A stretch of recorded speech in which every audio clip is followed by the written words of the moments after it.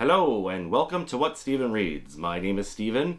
Welcome to an episode of Hitchcock-verse, where books feature a character who is actually Alfred Hitchcock, not one of his books that he took for inspiration. Just some background on Alfred Hitchcock. He was born in 1899 in London and then moved to California, where he started his film career. He became a director within 5 years, just starting off as a title card designer for silent films. His first film as a director was in 1925 for The Pleasure Garden. His first hit movie that got him recognized was in 1927 for The Lodger, a story of the London fog, which started his career in the suspense thriller genre. He went on to direct 53 films, including Psycho, Rebecca, and Vertigo, during that span of his career. 9 more short films and the TV show Alfred Hitchcock Presents. His wife, Alma Revel, is important to mention, especially in the context of this video and the novel we're going to talk about. She worked on most of her husband's films. He referred to her as a key part of the team that made his films possible. I think it's important to mention that I wonder if she were not his wife, would she have found success in Hollywood as a woman? Who knows? The first book I want to talk to you about, by the way, I wrote a script and I'm going to follow it, because if I don't follow it, I'm going to get words wrong and totally forget what I want to say. The first book I want to talk about is Typewriter Beach by Meg Waite. And that's what this episode is going to be about. And I kind of learned, well, I know I like historical fiction, and I seem to like historical fiction about old Hollywood. I loved The Seven Husbands of Evelyn Hugo.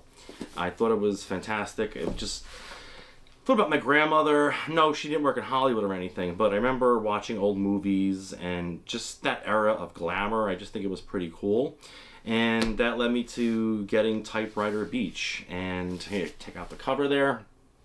Just a little bit of background information about something that is in this book, HUAC, which stands for the House Un-American Activities Committee, a U.S. congressional committee that investigated alleged disloyalty and subversive activities among American citizens from 1938 to 1975. It is most associated with the Cold War era, when its investigations into alleged communist influence in government, unions, education, and the entertainment industry often led to ruined careers and was seen by many as a symbol of political intolerance. While Senator Joseph McCarthy was not in charge of the HUAC, he did conduct his own congressional hearings in a manhunt to bring down suspected communists. So you hear his name a lot during the 1950s, referred to as McCarthyism. So let's proceed. So when I saw Typewriter Beach in the bookstore, I read the back of it, and I just finished The Seven Husbands of Evelyn Hugo. And I said, oh, this is pretty cool. Alfred Hitchcock is in it. And about 6 months ago, Peter and I started watching Alfred Hitchcock films. And while these books are not, again, novels that were adapted by him and that he directed into films, but I just think it's cool that Alfred Hitchcock is a character in a book. And I got a few. Just talking about one today. I didn't get to the others yet. Peter's favorite is The Birds. I enjoyed Rebecca, both which were the novels written by Daphne du Maurier, and I also loved Vertigo and North by Northwest. It's interesting to read a novel having Alfred Hitchcock in it, as opposed to being one of the novels adapted to films, such as Rebecca or The Birds. Now, I've already talked about Rebecca by Daphne du Maurier, but if you want me to read other novels adapted into his films, let me know in the comments. I'd be more than willing to read more of them. I do have The Birds already. I did hear it was drastically changed in the novel, so it'd be interesting to see how different it is from the novel. Now, just a quick note. Meg Waite does reveal a major plot twist in Rebecca in the first 1, 2, or 3 chapters. And if you don't want to hear that and you haven't read Rebecca yet or haven't seen the movie, don't read the book yet. I would definitely read Rebecca first, or at least see the movie, because it is very revealing. And I was like, oh my god, why did she do that for? I mean, Rebecca's a classic now, and to reveal something like that in the first few chapters of your book kind of sucks, but it is what it is. I am happy that I already read Rebecca, so nothing was revealed to me as a shocker. Just a side note, Point Lobos State Reserve near Carmel was used to film the cliff scenes of in Monte Carlo for the movie Rebecca. Carmel by the Sea, California on the Monterey Peninsula. It's the beautiful setting where the book Typewriter Beach takes place. Also, where Big Sur starts in the north in California, which Jack Kerouac so aptly named his novel takes place there. So I love that. In 1957, we meet Isabella, or Izzy, Giori, a 22-year-old actress that looks 16, and Hollywood execs love when a single young actress looks even younger, exuding innocence and fragility. She's already filmed her first movie in a starring role, set to be the premiere of her acting career. She has just been asked to meet with the Alfred Hitchcock, to interview, if you will, to be the new lead actress in his next film.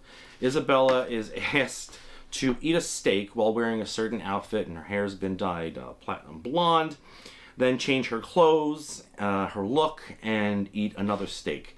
And this happens like 6 times, because Alfred Hitchcock is looking for that certain look to star her in the film. The studio had her hair dyed a specific blonde color, like I said. They gave her a nose job. She was already beautiful, but they just wanted to make her perfect, so they gave her a nose job. While on set for her debut film, the actors ate well for the craft services. She was allowed salad and I think soup. Because if you're a woman, you couldn't gain any weight at all. Yeah, crazy, right? Her acting future is looking promising, though. The Academy Awards are a few weeks away, and the studio is going to unveil her and announce her debut film in a gorgeous gown made just for her. However, now she's in Carmel in a cottage owned by the studio. Why is she there? Carmel is where the studio hides its talent for various reasons, like scandals such as drug use, etc., and for people to be questioned by the HUAC. And it's where we meet fellow hidden Hollywood person of interest, Leo Chazan. He owns the cottage across from where Izzy is staying. Izzy must be here for the same reason. We find out more when she's instructed to meet someone in an undisclosed location. But let's get back to Leo Chazan. He's a writer for Hollywood that's been blacklisted. Someone has accused him of being a communist. He was a successful writer, but now makes money writing scripts and selling them to other writers for mere pennies on the dollar. He does what he has to do to survive. Hollywood has no issue with this and is well aware of what's going on, but has no power to change anything, nor I don't think they want to change anything. They're quite happy pretending not to know that he's writing these screenplays and giving all the credit to another writer. It's unfortunate. Leo and Izzy become fast friends, and their relationship in the novel is beautiful. There's a hint of possible romance in the beginning, but the way Leo looks out for Izzy is like a protective brother, as opposed to saying he's protective in that overbearing boyfriend or husband kind of way. And it's endearing and makes you love Leo even more for how he cares about her. Then we jump to 2018. This book does take place in 2 different time frames, where we find Gemma. That's Leo's granddaughter. Leo has passed, much older now, of a heart attack. Gemma is here to clean out the cottage and settle Graham's affairs with his car, estate, and clear out an old safe, where she finds some interesting, undeveloped film from a camera and some old scripts. Here she meets Isabella, or Izzy, and Sam, a video game maker, and his dog, Nix, who knew Leo very well and share insight, both of them, into Leo's life as she learns how important the two of them were to her Graham, Leo. This book was a wonderful experience to read. The characters are wonderful, although I wish Gemma had a little bit more depth. I feel I didn't get a sense of her personality as much as you do for Leo and Izzy. That might have been on purpose, I don't know, to put focus on Izzy. And even Sam, who's also another character in the 2018 time frame. We do get a nice backstory about Gemma's career as a writer in the industry. There is a mention of the Me Too movement, which I think is a strong point about this book, about equality for women at the time. An encounter Gemma has with a gross TV show producer. Her writing really gives a sense of the era and the role of women in Hollywood at the time. You were basically owned by Hollywood, just a commodity. It's a stark reminder of what it was like to be a woman in Hollywood in the 1950s, even today, where things go unseen and unspoken of. It's also about found family, how Gemma meets these 2 characters from Leo's past, and they become friends, because Gemma has no other family. Her mother has already passed away, and then now she lost her grandfather. There's no grandmother. The father, she doesn't know who that is, and she finds family in Izzy and Sam. I love the setting of Carmel, which sounds gorgeous. Kind of makes me want to read Big Sur again, or start reading again, Big Sur by Jack Kerouac. There's mentions of actors and actresses from that old Hollywood era, like Grace Kelly, Audrey Hepburn, and Liz Taylor. The plot reveal after part 1 shocked me. I haven't read a lot of books like this. It may not shock you, but I thought it was very surprising. I was like, oh, okay. It was pretty cool. Meg Waite's prose was a beautiful narrative set in the late 1950s and 2018. The chapters in 1958 and 2018 mostly separate.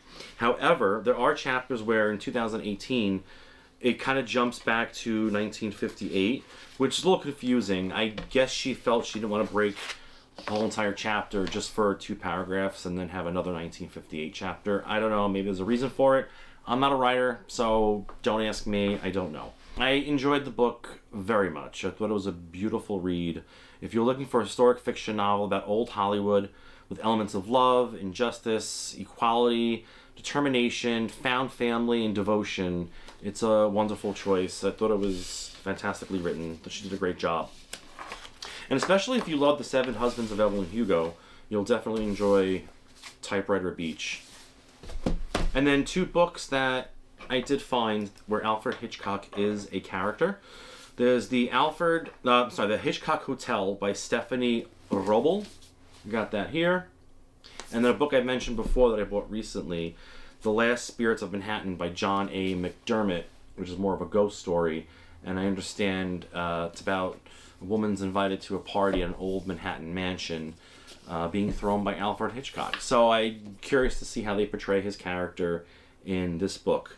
So I hope you enjoyed this quick video about a book I just finished. We won't talk about any other books that I've read. Just wanted to keep this a little bit more focused. And I will see you next week. Thank you. Bye-bye.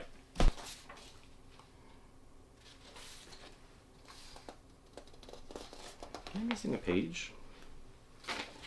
Yes, I am. Pause.